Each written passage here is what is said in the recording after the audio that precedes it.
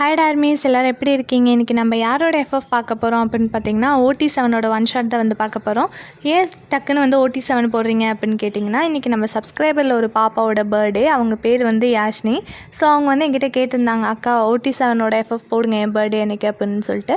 அதனால தானே இந்த எஃப்எஃப் போடுறோம். எனக்கு OT7க்கு வந்து எந்த ஐடியாவும் வரவே இல்லை. சோலோவாக போட்டால் கூட சரி ஏதோ ஒன்று போடலாம், எப்படி OT7க்கு என்னென்னு வச்சு போடுறதுன்னு எனக்கு தெரியல. இருந்தாலும் சரி ஏதோ ஒரு கான்செப்ட் வச்சு போடலாம் அப்படின்னு சொல்லிட்டு நான் நல்லா யோசிச்சு தான் ஒரு கான்செப்ட் எடுத்திருக்கேன். இது மொக்கையாக இருந்தால் யாரும் திட்டிடாதீங்க. ஓரளவுக்கு நல்லா இருக்கும்னு நம்புகிறேன். வீடியோக்குள்ளே போகிறதுக்கு முன்னாடி அந்த பாப்பாவுக்கு விஷ் பண்ணிவிட்டு நம்ம வீடியோக்குள்ளே போயிடலாம். யாஷினி பாப்பா, wish you many more happy returns of the day. Sorry video போட கொஞ்சம் லேட் ஆகிடுச்சு. உங்கள் லைஃப்பில் நீங்கள் என்னெல்லாம் ஆசைப்பட்ருக்கீங்களோ அதெல்லாம் சீக்கிரம் உங்களுக்கு கிடச்சிடணும் அப்படின்னு சொல்லிட்டு ப்ரே பண்ணிக்கிறேன். உங்கள் லைஃப்பை ஜாலியாக என்ஜாய் பண்ணுங்கடா. எந்த பிரச்சனை வந்தாலும் தைரியமாக ஃபேஸ் பண்ணுங்கள். எந்த இடத்துலையும் கிவ் அப் பண்ணிடாதீங்க. Once again wish you many more happy returns of the day. Okay, இப்போ நம்ம வீடியோக்குள்ளே போகலாம். ஃபஸ்ட்டு உங்களோட இன்ட்ரோ என்னன்னு பார்த்துடலாம். உங்களோட நேட்டிவ் வந்து சவுத் கொரியாவில் ஒரு வில்லேஜில் இருக்கீங்க. அந்த வில்லேஜ்லேயும் உங்கள் ஃபேமிலி தான் கொஞ்சம் ரிச்சான ஃபேமிலியாட்ட, கொஞ்சம் இல்லை ரொம்பவே ரிச்சான ஃபேமிலி. பாதி அந்த ஊர்லேயே பாதி இடம் வந்து உங்களோடதாக தான் இருக்கும். அந்த அளவுக்கு வந்து ரிச்சான ஃபேமிலி. இருந்தாலும் உங்கள் அப்பா அம்மா வந்து சின்ன வயசுலேயே ஃபாரினில் போய் ஒர்க் பண்ணணும் அப்படின்னு சொல்லிட்டு ஃபாரினுக்கு வந்து அங்கேயே செட்டில் ஆகிறாங்க. உங்களுக்கு 5 வயசாக இருக்கும்போது ஃபஸ்ட் டைம் உங்களை வந்து கொரியாவுக்கு கூட்டிகிட்டு வராங்க. உங்களுக்கு அப்போ எதுவும் அவ்வளோக்கா ஞாபகம்லாம் இருக்காதுல்ல. சின்ன வயசாக இருக்கும்போது ஏதோ விளையாண்டுருப்போம் அப்படிலாம் இருக்கும். ஆனால் உங்களுக்கு வந்து தாத்தா பாட்டினா ரொம்பவே பிடிக்கும். அவங்கள பார்க்கணும் அப்படின்னு சொல்லிட்டு ரொம்ப ஆசையாக இருக்கும். பட் உங்களை வந்து அவ்வளோக்கெல்லாம் கூட்டிகிட்டே போகல. அந்த 5 வயசாக இருக்கும்போது கூட்டிகிட்டு போனதோட சரி. மேக்ஸிமம் வந்து வீடியோ காலில் தான் பேசிப்பீங்க. உங்களுக்கு ஜாயின்ட் ஃபேமிலியாக இருக்கணும்னு தான் ஆசை. பட் இப்போ ஃபாரினில் இருக்கனால சொந்தக்காரங்களெல்லாம் விட்டு பிரிஞ்சிருக்கீங்க. உங்கள் தாத்தா பாட்டி வீட்டில் வந்து கிட்டத்தட்ட ஒரு 20 பேர் ஒரே வீட்டில் இருப்பாங்க. அந்த மாதிரி வந்து ரொம்ப ஜாயின்ட் ஃபேமிலியாக இருக்காங்க. நீங்கள் மட்டும் இப்போ தனியாக இருக்கீங்க. இதெல்லாம் தாண்டா உங்களோட இன்ட்ரோ. இப்போ OT7ஓட இன்ட்ரோ என்ன அப்படின்னு பார்த்தீங்கன்னா, 7 பேருமே உங்களுக்கு வந்து அத்தை பையன் மாமா பையன் தான். அதுவும் இல்லாமல் அவங்களையெல்லாம் உங்களுக்கு ரொம்ப பிடிக்கும். சின்ன வயசில் நீங்கள் அவங்க கூடயே தான் எப்போ பார்த்தாலும் சுற்றிட்டுருப்பீங்க. ஆனால் அவங்க எல்லாருக்குமே சண்டை வரும். என்ன நீ அவனுக்கு சப்போர்ட் பண்ணுற, இவனுக்கு சப்போர்ட் பண்ணுறேன்ட்டு சின்ன வயசுலேயே அவ்வளோ சண்டை வரும். அதுவும் இல்லாமல் உங்கள் ஃபேமிலியிலே நீங்கள் தான் ஒரே ஒரு பொண்ணு, மற்ற எல்லாருமே பசங்க தான். அதுலேயும் இவங்க 7 பேர் வந்து அத்தை பையன் மாமா பையன் இருக்கனால ரொம்ப உரிமையாக அவங்களும் பழகுவாங்க. நீங்களும் வந்து ஜாலியாக எடுத்துப்பீங்க. இவங்க கூடயும் நீங்கள் பாட்டி தாத்தா கூட வீடியோ கால் பேசும்போது பேசுவீங்க. ஏன்னா இவங்களும் வந்து பாட்டி தாத்தா கூட ஒரே வீட்டில் தான் இருக்காங்க. இப்போ நம்ம ஸ்டோரிக்குள்ளே போகலாம். நீங்கள் வந்து ஸ்கூல் லைஃப் எல்லாம் முடிச்சிட்டிங்க. இப்போ அடுத்து காலேஜ் தான். அதனால் உங்களுக்கு கொஞ்சம் லீவ் கொடுத்துருக்காங்க என்ஜாய் பண்ணுறதுக்கு. அந்த காலேஜ் சேர்கிற டைம் இருக்குல்ல, அதில் நீங்கள் வந்து உங்கள் டேடி மம்மி கிட்டே கேட்குறீங்க, நான் இந்த மாதிரி ஊருக்கு போகிறேன் அப்படின்னு சொல்லிட்டு. ஃபஸ்ட்டு அவங்க ஒத்துக்கவே மாட்டேங்கிறாங்க. நான் இல்லாமல் நீ போகக்கூடாது அப்படின்னு சொல்கிறாங்க. இருந்தாலும் நீங்கள் வந்து எப்படியோ ரெக்வஸ்ட் பண்ணி கேட்குறீங்க, இல்லை நான் போகிறேன் ப்ளீஸ், நான் பார்த்து பத்திரமா இருந்துப்பேன் அப்படிலாம் சொல்கிறீங்க. இருந்தாலும் உங்கள் பேரண்ட்ஸ் வந்து விடவே மாட்டேங்கிறாங்க. உடனே நீங்கள் வந்து தாத்தா பாட்டிக்கு ஃபோன் பண்ணி கொடுத்துட்றீங்க. இங்கே பாருங்கள் பாட்டி, நான் வரேன்னு சொல்கிறேன், ஆனால் டேடியும் மம்மியும் விட மாட்டேங்கிறாங்க அப்படின்னு சொல்கிறீங்க. உடனே உங்கள் பாட்டி வந்து பேசுகிறாங்க உங்கள் டேடி கிட்டே. இந்த மாதிரி விட பரவாயில்ல, நாங்கள் பத்திரமா பார்த்துப்போம், அவள் இன்னும் சின்ன பிள்ளையா, எவ்வளோ நாளைக்கு வீட்லேயே வச்சுருப்பேன் அப்படின்னு சொல்லிட்டு இருக்காங்க. அதெல்லாம் கேட்டு உங்கள் டேடியும் மம்மியும் எப்படியோ பேசி கடைசியாக வந்து சரி நீ போய் தொலை, நீ சொன்னால் கேட்க மாட்டேன் அப்படின்னு சொல்லிட்டு எப்படியோ உங்களுக்கு ஊருக்கு போக பெர்மிஷனும் கொடுத்துட்டாங்க. நீங்கள் ரொம்ப ஜாலியாக இருக்கீங்க. பட் அந்த நேரம்னு பார்த்து ஃப்ளைட் டிக்கெட் வந்து அப்போதைக்கு அவைலபிளாக இல்லை. 2 நாளைக்கு கழித்து ஊருக்கு போகிற மாதிரி தான் ஃப்ளைட் டிக்கெட் போட்டிருக்காங்க. உங்கள் டேடி வந்து உங்ககிட்ட வந்து ஃப்ளைட் டிக்கெட் எல்லாம் கொடுத்துட்றாங்க. இதுதான் ஃப்ளைட் டிக்கெட்டை, பத்திரமா வச்சுக்கோ, பார்த்து போயிட்டு பார்த்து வா அப்படின்னு சொல்லி கொடுத்துட்றாங்க.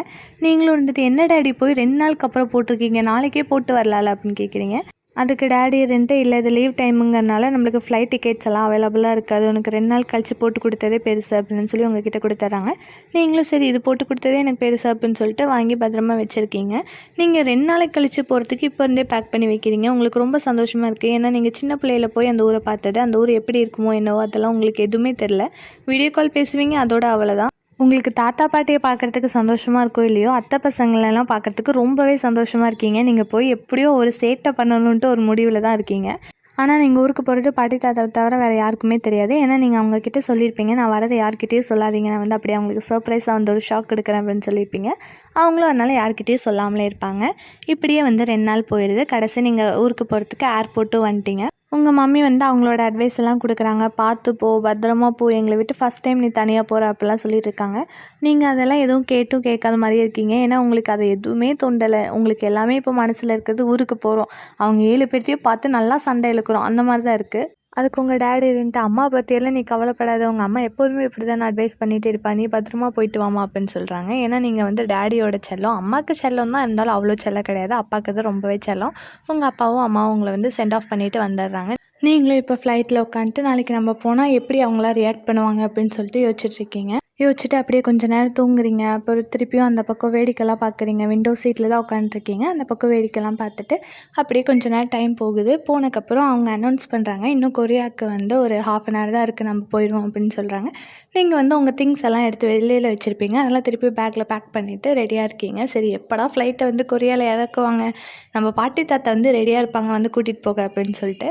நீங்கள் இப்போ சவுத் கொரியாவுக்கு வந்துட்டீங்க. ஏர்போர்ட்டில் இருந்துட்டு உங்கள் தாத்தாக்கு ஃபோன் பண்ணுறீங்க. தாத்தா வந்துட்டிங்களா, நான் வந்து ஏர்போர்ட்டுக்கு வந்துட்டேன், வெளியில் தான் நிற்கிறேன் அப்படின்னு சொல்கிறீங்க. அதுக்கு தாத்தா இருந்துட்டு, இல்லைம்மா நானும் பாட்டியெல்லாம் வரல, நம்ம கார் டிரைவரை தான் அனுப்பி வச்சுருக்கேன் அப்படின்னு சொல்கிறாங்க. உங்களுக்கு அது ஃபஸ்ட்டு எடுத்ததுமே வந்து ஒரு சேடாக மாறிடுது. என்னடா நம்ம ரொம்ப வருஷம் கழித்து ஊருக்கு வந்திருக்கோம், தாத்தா பாட்டி வராமல் இருக்காங்களே அப்படின்னு சொல்லிட்டு. நீங்கள் அதுக்கு உடனே உங்கள் தாத்தா கிட்டே கேட்குறீங்க, எங்க தாத்தா நீங்களும் பாட்டி வரமாட்டிங்களா அப்படின்னு சொல்லிட்டு. உங்கள் தாத்தாவும், இல்லைடா எங்களுக்கு வந்து கொஞ்சம் தோட்டத்தில் வேலை இருக்கிறதுனால நானும் பாட்டியும் எங்கள் தோட்டத்துக்கு வந்துட்டோம் அப்படின்னு சொல்லிட்டாங்க. நீங்களும் எதுவும் பேசாமல், சரிங்க தாத்தா நான் வந்துடுறேன், எனக்கு கார் நம்பர் மட்டும் சொல்லுங்கள் அப்படின்னு சொல்கிறீங்க. அவங்களும் கார் நம்பர் சொல்கிறாங்க. நீங்களும் அந்த கார் நம்பரை பார்த்துட்டு அங்கே போகிறீங்க. அங்கே போனால் அந்த டிரைவர் வந்து நீங்கள் சின்ன வயசில் இருப்பீங்களா, அப்போது ஒரு கார் டிரைவர் உங்கள் வீட்டில் இருந்திருப்பாங்களா, அதே டிரைவர் அங்கிள் தான் இப்போவும் இருக்காங்க. உங்களுக்கு அவரை பார்த்ததுமே அடையாளம் தெரிஞ்சிருது. நீங்கள் போய் கேட்குறீங்க, அங்கிள் என்னை ஞாபகம் இருக்கா, நீங்கள் என்னை சின்ன வயசில் பார்த்தது அப்படின்னு சொல்கிறீங்க. உடனே அவருக்கும் வந்து புரிஞ்சிடுது நீங்கள் யார் அப்படின்னு சொல்லிட்டு, வாங்கம்மா காரில் வந்து உட்காருங்க, நம்ம வீட்டுக்கு போகலாம் அப்படின்னு சொல்கிறாங்க. நீங்கள் இருந்துட்டு, அங்கிள் இன்னுமா என்னை அந்த மரியாதையெல்லாம் கொடுத்து பேசாதீங்க, நான் உங்கள் பொண்ணாட்ட, உங்கள் பொண்ணை நீங்கள் எப்படி கூப்பிட்டு பேசுவீங்களோ அதே மாதிரி பேசுங்க, எதுக்கு இவ்வளோ மரியாதையெல்லாம் அப்படின்னு சொல்கிறீங்க. உங்களுக்கு வந்து என்ன தான் ஃபாரினில் இருந்தாலும் அந்த கல்ச்சர்லாம் ரொம்ப பிடிக்கும், எல்லாத்துக்கும் மரியாதை கொடுக்கணும், அதெல்லாம் ரொம்ப பிடிக்கும். அதனால் நீங்கள் வந்து அவங்களுக்கு ரொம்ப மரியாதை கொடுத்து பேசுகிறீங்க. அவங்கள வந்து அம்மானெலாம் கூப்பிடாதீங்க அங்கிள், நான் ஒன்றும் உங்களுக்கு ஓனர்லாம் கிடையாது, நீங்களும் எங்கள் ஃபேமிலியில் ஒருத்தவங்களாட்ட தான், எதுக்கு இப்படி பண்ணுறீங்க அப்படிலாம் சொல்லிட்டு ஜாலியாக பேசிகிட்ருக்கீங்க. அவருக்கு வந்து அது ரொம்ப புதுசாக இருக்குது, என்ன ஃபாரினில் இருக்க பொண்ணு இப்படிலாம் பேசுமா அப்படின்னு சொல்லிட்டு அவருக்கே ஆச்சரியமாக இருக்குது. ஏர்போர்ட்லேருந்து உங்கள் வீட்டுக்கு போக கிட்டத்தட்ட ஒரு 1.5 மணி நேரம் ஆகும். அந்த 1.5 மணி நேரமும் அந்த அங்கிள் கிட்ட பேசிகிட்டே தான் இருக்கீங்க. அங்கிள் சின்ன வயசில் அப்படி இப்படி இருந்தோம், இப்போ எப்படி இருக்காங்க, என்னோடய ஃப்ரெண்ட்ஸு என்னோடய கசின்ஸ் எல்லாம் எப்படி இருக்காங்க அப்படின்னு கேட்டுகிட்டே இருக்கீங்க.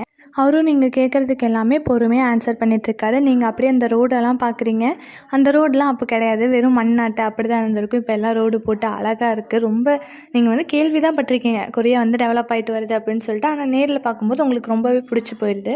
இப்போ நீங்கள் வீட்டுக்கும் வந்துட்டீங்க. வீட்டுக்கு வந்து பார்த்தா வீட்டுக்கு வெளியில் கொஞ்சம் கார்டனாட்டம் இருக்குது. அந்த இடத்துல எல்லோரும் சேர் போட்டு உங்கள் தாத்தா பாட்டி, உங்களோட அத்தை பையன், மாமா பையன்னு எல்லாருமே உட்காந்துருக்காங்க. அத்தை மாமான்னு சொல்லிட்டு குடும்பமே வெளியே தான் உட்காந்துருக்காங்க. உங்களுக்கு நான் தாத்தா பாட்டி தான் தோட்டத்தில் வேலை இருக்குதுன்னு சொன்னாங்களே, அதுக்குள்ளே எப்படி இங்கே வந்திருப்பாங்க அப்படின்னு சொல்லிட்டு யோசிச்சுக்கிட்டே கிட்டே போகிறீங்க. கிட்டே போய் நீங்கள் ஃபஸ்ட்டு ஆரமோட கண்ணை தான் மூடுறீங்க. ஏன்னா ஆரம் கொஞ்சம் தள்ளி உட்காந்து புக் படிச்சுட்ருக்காரு. அவருக்கு வந்து அந்த ஹேபிட் சின்ன வயசுலேருந்தே இருக்குது.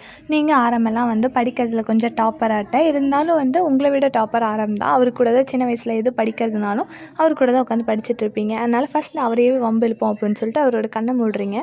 அவர் கையெல்லாம் தொட்டு பார்த்துட்டு யார் அப்படின்னு வந்து கேட்குறாங்க. உடனே அங்கே இருக்கவங்களாம் திரும்பி பார்த்துட்டு அவங்களும் இப்போ கிட்டே வந்துடுறாங்க. கிட்டே வந்து, யார்மா நீ, எதுக்கு எங்கள் பையன் கண்ணெல்லாம் மூடுற அப்படின்னு சொல்கிறாங்க. உங்களுக்குன்னா ஒன்றுமே புரியல, என்னது அத்தை என்னை மறந்துட்டிங்களாங்கிற மாதிரி உங்களுக்கு இருக்குது. உங்கள் தாத்தா பாட்டியும் அங்கே தான் நின்று வேடிக்கை பார்க்குறாங்க நடக்கிறதெல்லாம். உங்களுக்குன்னா, தாத்தா என்ன இப்படி பண்ணுறீங்க, ஒழுங்காக சொல்லுங்கள், நான் தான் உங்கள் பேத்தினி, இவங்க எல்லோரும் என்னை மறந்துட்டாங்க போலன்ட்டு உங்களுக்கு இருக்குது. உங்கள் தாத்தா பாட்டி எதுவும் சொல்லாமல் நீங்கள் பண்ணுறதெல்லாம் வேடிக்கை பார்த்துட்ருக்காங்க.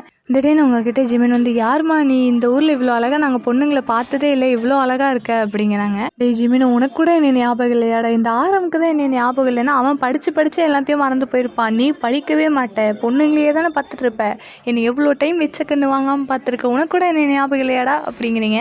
இப்போ வியும் வந்து ஜிமின் கிட்ட, மச்சான் யார் மச்சான் இந்த பொண்ணு, நம்ம இதுக்கு முன்னாடி பார்த்ததே இல்லை, இருந்தாலும் இந்த பொண்ணு இவ்வளோ உரிமையாக பேசுகிறத பார்த்தா நம்ம சொந்தத்தில் ஒரு பொண்ணு இருந்ததே, வாயடிச்சுக்கிட்டே இருக்குமே, அந்த பொண்ணு மாதிரியே இல்லை அப்படிங்கிறாங்க. உடனே ஜேகே அவர் உட்காண்ட்ருந்த சேரை விட்டு எந்திரிச்சு டேபிளை தட்டி, டே அந்த பொண்ணை பற்றி பேசாதீங்க, அந்த பொண்ணு இந்த பொண்ணு ஒன்றாடா, அந்த பொண்ணு சின்ன வயசில் லூஸாட்ட நம்ம கூட சுற்றிட்டு இருந்தது, அதுவும் இல்லாமல் பெருசாக இப்படிலாம் அது இவ்வளோ அழகாலாம் வளர்ந்துருக்காது, இந்த பொண்ணு வேறடா, அந்த மென்டலையும் இந்த அழகையும் வந்து கம்பேர் பண்ணாதீங்கடா அப்படிங்கிறாங்க. உங்களுக்கு அதை கேட்கும்போது அப்படியே லைட்டாக ஷையாக ஃபீல் ஆகுது. ஏன்னா ஜேகே வந்து இப்படிலாம் பேசவே மாட்டார், ரொம்ப அமைதியான ஒரு டைப்பாக தான் உங்களுக்கு சின்ன வயசில் தெரியும். அவர் இவ்வளோ பேசுகிறாருங்கும்போது உங்களுக்கு ஆச்சரியமாக இருக்குது. நீங்கள் 2 இருங்கடா, எல்லாருமே சேர்ந்து வச்சு என்னை கிண்டல் பண்ணுறீங்களா, நான் போய் என்னோட சுகா கிட்ட சொல்கிறேன், சுகா வந்து எனக்காக பேசுவான் அப்படின்னு சொல்லிட்டு வேகமாக சுகா கிட்ட போய், சுகா என்னை ஞாபகம் இருக்கா, இங்கே பாரு என்னென்ன பேசுகிறாங்கன்னு, உன் கண்ணு முன்னாடியே உன்னோட கேர்ள் ஃப்ரெண்ட் எப்படிலாம் பேசுகிறாங்களே, இப்படி பார்த்துட்ருக்க அப்படிங்கிறீங்க. சுகா நீங்கள் இதெல்லாம் சொல்லும்போது தண்ணி குடிச்சிட்ருப்பாரு. நீங்கள் சொல்கிறத கேட்டது அவருக்கு போயிடுது. போயிட்டு அவர் பட்டுக்கு இரும்புறாரு, கண்ணில் இருந்தெல்லாம் தண்ணி வருது, அந்த அளவுக்கு இரும்பிட்டுருக்காரு. இரும்பி முடிச்சுட்டு, ஏமா உனக்கு அறிவுங்கிறதே இல்லையாம்மா, போய் நீ எல்லாம் என் கேர்ள் ஃப்ரெண்டுன்னு சொல்லிட்டு ஏமா இப்படி பண்ணுற அப்படிங்கிறாங்க. உங்களுக்குன்னா நீங்கள் சின்ன வயசுலேருந்து சுகா கூட கொஞ்சம் இந்த மாதிரி லூசுத்தனமாக எல்லாம் பேசிட்டு விளையாண்டுருப்பீங்க. யார் கூட பேசுகிறீங்களோ இல்லையோ சுகா கூட பேசுவீங்க. ஏன்னா சுகா அவ்வளோக்கா வாலண்டரியாக யார்கிட்டையும் போய் பேச மாட்டார். அதனால் நீங்களே போய் நோண்டி வம்பிழுத்து எப்படியும் சுகா கிட்ட அடி வாங்காமல் வர மாட்டீங்க, இல்லைனா திட்டு வாங்கிட்டு வந்துடுவீங்க. என்ன வாங்கிட்டு வந்தாலும் சரி வெக்கமே இல்லாமல் திருப்பியும் போய் நோண்டி ஏதாவது ஒன்று பண்ணிகிட்டே தான் இருப்பீங்க. சுகாவுக்கு வெளில தான் உங்கள் மேலே பிடிக்காத மாதிரி இருப்பார், ஆனால் உள்ளே உங்களை ரொம்ப கேரிங்காக பார்த்துப்பாரு. நீங்கள் அவங்களெல்லாம் பார்த்து கேட்குறீங்க, என்னடா இப்படி பண்ணுறீங்க? உங்களை பார்க்கறதுக்காக நான் ஃபாரின்லேருந்து 8 மணி நேரம் ட்ராவல் பண்ணி அடம் பிடிச்சி எங்கள் அப்பா அம்மா தனியாக விட மாட்டேன்னு சொல்லி விடுங்கன்னு சண்டை போட்டு வந்தால் இப்படி பார்க்குறீங்களே, உங்களையும் சொல்லக்கூடாதுடா, இருங்க நான் போய் தாத்தா பாட்டி கிட்ட பேசுகிறேன் அப்படின்னு சொல்லிட்டு நீங்கள் வேகமாக உங்கள் தாத்தா பாட்டி கிட்ட போகிறீங்க. கரெக்டாக அந்த நேரம்னு பார்த்து உங்கள் ஒரு கையை ஜின்னும் இன்னொரு கையை ஜெய்ஹோப்பும் பிடிச்சிக்கிறாங்க. ஏமா எங்கே போகிற, என்ன கொலைகீது பண்ண போகிறீங்க எங்கள் தாத்தா பாட்டியை, போலீஸ்கிட்ட பிடிச்சி கொடுத்துருவேன் பார்த்துக்கோ அப்படிங்கிறாங்க. நீங்கள் உடனே ஜின்னை பார்த்துட்டு, டே ஜின்னு நீ கூடவாடா அவங்க கூட சேர்ந்துட்டு இப்படி பண்ணுற, சின்ன வயசில் நானும் நீயும் சேர்ந்து எவ்வளோ தடவை திருட்டுத்தனமாக மாங்காலாம் பிடிச்சி சாப்பிட்ருக்கோம், நல்லா யோசனை பண்ணி பாடுறான், அந்த பொண்ணு தாண்டா நான், தெரியாதுன்னு மட்டும் சொல்லிடாதடா, அவ்வளோ தாண்டா, நீ ஒருத்தன் தாண்டா நான் நம்புற ஒரே ஆள் அப்படிங்கிறீங்க. ஆனாலும் ஜின்னு எதுவுமே சொல்லாமல் ஜெய்ஹோப்பை பார்க்குறாரு. ஜெய்ஹோப் பல்ல காட்டுறாரு. நீ இங்கே இருந்துட்டு, டே நீ சின்ன வயசுலேருந்து இப்போ வரைக்கும் இந்த பல்ல காட்டுறதை மட்டும் விடவே மாட்டியாடா, ஒழுங்கு ஏதாவது பேசுடா, எனக்கு இருக்கிற கடைசி ஒரே ஒரு ஆள் நீ மட்டும்தான்டா, நீயும் பேசலைன்னா நான் அப்படியே பொட்டிக்கை தூக்கிட்டு கிளம்பிடணுன்டா, ஒழுங்காக எல்லோரும் யோசிச்சு பாருங்கடா, நான் கண்டிப்பாக ஞாபகம் வருவேன்டா, கொஞ்ச நாள் நான் பேசலைங்கிறதுக்காக ஒட்டுக்கா மறந்துட்டிங்களா, வீடியோ காலில் கூட அவ்வளோ தடவை நான் பேசுனீங்களேடா, எல்லாரும் வலிஞ்சு பேசுவீங்களேடா, நேரில் பார்த்தா என்னடா இப்படி சொல்லிட்டீங்க அப்படிங்கிறீங்க. ஆனாலும் அவங்க யாரும் எதுவுமே பேசாமல் இருக்காங்க. நீங்கள் உடனே அத்தை மாமா எல்லாத்து மூஞ்சியவும் பார்க்குறீங்க. அவங்களும் உங்களுக்கு தெரியாத மாதிரியே ரியாக்ஷன் கொடுக்குறாங்க. உங்கள் தாத்தா பாட்டி அப்போ தான் சரி பாவம் இதுக்கு மேலே இப்படியெல்லாம் பண்ணக்கூடாது அப்படின்னு சொல்லிட்டு, டே இந்த பொண்ணு ஞாபகம் இல்லையாடா, இதுதான்டா நம்ம வயன் அப்படின்னு உங்கள் தாத்தா சொல்கிறாங்க. ஆனாலும் அவங்க 7 பேருமே கண்டுக்காத மாதிரியே, இல்லை தாத்தா உங்களுக்கு நல்லா தெரியாது, உங்களுக்கு வயசாயிடுச்சுங்கிறனால நீங்கள் ஏதோ ஒரு பொண்ணை பார்த்து நம்ம வயன்னு சொல்லுவீங்களா அப்படிங்கிறாங்க. நீங்கள் இருந்துட்டு டே சொல்கிறவங்களையாச்சும் சொல்ல விடுங்கடா, ஏன்டா இப்படி பண்ணுறீங்க அப்படின்னு மைண்ட் வாஷில் நினைக்கிறீங்க. இப்போ உங்கள் பாட்டியும் சப்போர்ட்டுக்கு வந்துடுறாங்க. டே பாவண்டா, இதுக்கு மேலே அந்த பிள்ளைய வச்சு ஓட்டாதீங்கடா அப்படின்னு சொல்லி வீக் அதில் சொல்கிறாங்க. ஆனாலும் அதெல்லாம் கேட்காம, பாட்டி நீங்கள் அமைதியாக இருங்க, இந்த பிள்ளை யாருன்னு நம்மளுக்கு தெரியாது, நம்ம வீட்டு வாசல் இதுக்கு மேலே நின்றுச்சுன்னா நான் போலீஸ் கம்ப்ளைண்ட் கொடுத்துட்டு வந்துடுவேன் அப்படிங்கிறாங்க. அப்படி சொல்கிறத கேட்டது உங்களுக்கு லைட்டாக கண்ணு கலங்கிடுது. டே என்னடா இப்படி பண்ணுறீங்க, உங்களை பார்க்கறதுக்காக நான் எவ்வளோ கிலோமீட்டர் தள்ளி வந்திருக்கேன் தெரியுமா, ஏன்டா 7 பேருமே சொல்லி வச்சு செய்கிறீங்க அப்படின்னு சொல்லிட்டு ஆரம் கிட்ட போய் கேட்குறீங்க. ஆரம் நீயாச்சும் ஒழுங்காக சொல்லுடா, அவங்க தான் ஏதோ மென்டல் தனமாக பண்ணுவானுங்கன்னா நீயுமாடா அப்படின்னு சொல்கிறீங்க. ஆனால் ஆரமும் எதுவுமே சொல்லாமல் நிற்கிறாரு. யாரும் எதுவுமே சொல்ல மாட்டேங்கிறாங்க. நீங்கள் அழுக ஆரம்பிச்சிடுறீங்க. போங்க, அவங்க யாருக்கும் என் மேலே பாசமே கிடையாது, நான் தான் உங்களை எல்லாம் பார்க்கணுன்னு நினச்சேன்னா நீங்கள் யாருமே அப்படி என்னை நினைக்கவே இல்லையா அப்படின்னு சொல்லிட்டு அழுக ஆரம்பிச்சிடுறீங்க. உங்கள் தாத்தாக்கும் பாட்டிக்கும் சரி இதுக்கு மேலே இந்த ட்ராமா கொண்டு போனோன்னா அது சரிப்பட்டு வராது அப்படின்னு சொல்லிட்டு, போதுண்டாடே இதுக்கு மேலே வயன் அழுக வைக்காதீங்கடா, உண்மையை சொல்லிடுங்க அப்படிங்கிறாங்க. உடனே அந்த 7 பேரும் சேர்த்து வச்சு ஹாப்பி பர்த்டே வயன் அப்படின்னு சொல்கிறாங்க. நீங்கள் 2 டே புரியல, திருப்பியும் 7 பேரும் சொல்லுங்க என்ன சொன்னீங்க அப்படிங்கிறீங்க. அதை சொல்லிட்டு இருக்கும்போதே கரெக்டாக சுகா அவங்க காது கிட்ட பாப் வெடிச்சிடுறாரு. செம்ம சவுண்டாக இருக்குது. நீங்கள் சுகாவை பார்க்குறீங்க. உடனே சுகா என்கிட்ட ஹாப்பி பர்த்டே வயன் அப்படிங்கிறாங்க. நீங்கள் எட்ரா அந்த கல்லை, உங்ககிட்ட எவ்வளோ டைம் கேட்டேன், நீ என்னடா சொன்ன, எதுவுமே இல்லைன்னு சொல்லிட்டு இப்போ என்னன்னா பாப் எடுத்து என் காதுலேயே வெடிக்கிறியா அப்படிங்கிறீங்க. சுகா அவங்கள பார்த்து மன்னிச்சிக்கோ அப்படின்னு சொல்லிட்டு சிரிக்கிறாரு. நீங்கள் இருந்துட்டு உன் மன்னிப்பெல்லாம் தூக்கி குப்பையில் போடுறாடே, போங்கடா ஏன்டா இப்படி பண்ணுறீங்க அப்படின்னு சொல்லிட்டு கேட்டுட்டு இருக்கும்போது கரெக்டாக ஜிமின் உங்கள் கையில் அதுவும் ரிங் ஃபிங்கர்லேயே ஒரு ரிங்கை போட்டு விட்டுறாரு. போட்டு ஹாப்பி பர்த்டே வயன் அப்படிங்கிறாங்க. நீங்கள் என்னன்னா டே என்னடா பண்ணுற, எதுக்குடா ரிங்கை தூக்கி ரிங்கு ஃபிங்கரில் போட்ட அப்படிங்கிறீங்க. அதுக்கு ஜிமின் 2 நீ தானே சொன்ன கேர்ள் ஃப்ரெண்டுன்ட்டு, அப்போ கேர்ள் ஃப்ரெண்டுக்கு போட மாட்டாங்களா என்ன அப்படிங்கிறாங்க. நீங்கள் 2 அதுக்குன்னு ரிங் ஃபிங்கர்லேயே போட்டு விட்ருவியாடா, டே நான் முறை பொண்ணு தான், அதுக்குன்னு கல்யாணம்லாம் பண்ணிப்பேன்னு கனவில் கூட நினச்சி பார்க்காத, உன்னையாட்டம் ஒரு பையனெல்லாம் நான் கல்யாணமே பண்ணிக்க மாட்டேன்டா அப்படிங்கிறீங்க. ஜிமினிட்டு போடி என்னையாட்ட ஒரு நல்ல புருஷன் கிடைக்கிறதுக்கு கொடுத்து வச்சுருக்கணும் அப்படிங்கிறாங்க. நீங்கள் அப்படியே டக்குன்னு ஜெய்ஹோப்பை பார்க்குறீங்க. ஜெய்ஹோப்பை பார்த்துட்டு டே ஜெய்ஹோப்பை எப்போதுமே எனக்கு நல்லா பல்காக கிஃப்ட் வாங்கி தருவேன், இந்த டைம் என்னடா வச்சுருக்க அப்படிங்கிறீங்க. உடனே ஜெய்ஹோப் இருந்துட்டு நான் இன்னைக்கு உனக்கு கிஃப்டெல்லாம் வாங்கி கொடுத்துருக்கேன் அப்படின்னு சொல்லிட்டு லைட்டாக கிண்டல் பண்ணுறாங்க. கிண்டல் பண்ணிட்டு இருக்கிறதுலே பெரிய பிராண்ட்லேருந்து உங்களுக்கு ஷூ வாங்கி கொடுக்குறாங்க. உங்களுக்கு ஷூனா ரொம்பவே பிடிக்கும், அதனால் ஒரு ஷூவை கிஃப்ட் பண்ணுறாங்க. நீங்கள் அந்த ஷூவை வாங்கின உடனே அதை பிரித்து பார்த்து அதை போட்டும் பார்த்துறீங்க. உங்களுக்கு பிடிச்ச கலரில் சூப்பராக இருக்குது அந்த ஷூவு, கம்ஃபர்டபுளாகவும் இருக்குது, கரெக்டாக உங்கள் காலுக்கு ஃபிட்டும் ஆகுது. நீங்கள் ஜெய்ஹோப் பார்த்துட்டு எப்பட்றா என் ஷூ சைஸ் எல்லாம் உனக்கு தெரியும் அப்படின்னு. அதெல்லாம் அப்படித்தான், மனசுக்குள்ளே ஒரு பொண்ணை வச்சுருந்தா அந்த பொண்ணை பற்றி இது கூட தெரியாமல் இருக்கும் அப்படின்னு அப்படின்னு சொல்லிட்டு உனக்கு பிடிச்சிருக்குல அது போதும் பத்திரமா வச்சுக்கோ அப்படிங்கிறாங்க. அடுத்து வந்து ஆரமும் ஜின்னும் சொல்லி வச்ச மாதிரி காஸ்மெட்டிக் வாங்குறாங்க. காஸ்மெட்டிக்ஸும் வந்து ரொம்ப ஹை பட்ஜெட்டில் இருக்க காஸ்மெட்டிக்ஸாக வாங்கி கொடுக்குறாங்க. ஏன்னா நீங்கள் ஃபாரின் பொண்ணு கொஞ்சம் காஸ்மெட்டிக்ஸ்லாம் யூஸ் பண்ணுவீங்கன்னு நினச்சிட்டு செம பிராண்ட்லேருந்து வாங்கி கொடுக்குறாங்க. உங்களுக்கு அதுவும் ரொம்ப பிடிச்சிருக்கு. அதை வாங்கிட்டு அப்படியே ஆரம்கிட்டையும் ஜின்னுக்கிட்டேயும் போய் தேங்க்ஸ்டா அப்படின்னு சொல்லிட்டு அடுத்து நீங்கள் பார்க்குற ஒரே ஆள் ஜேகே தான்.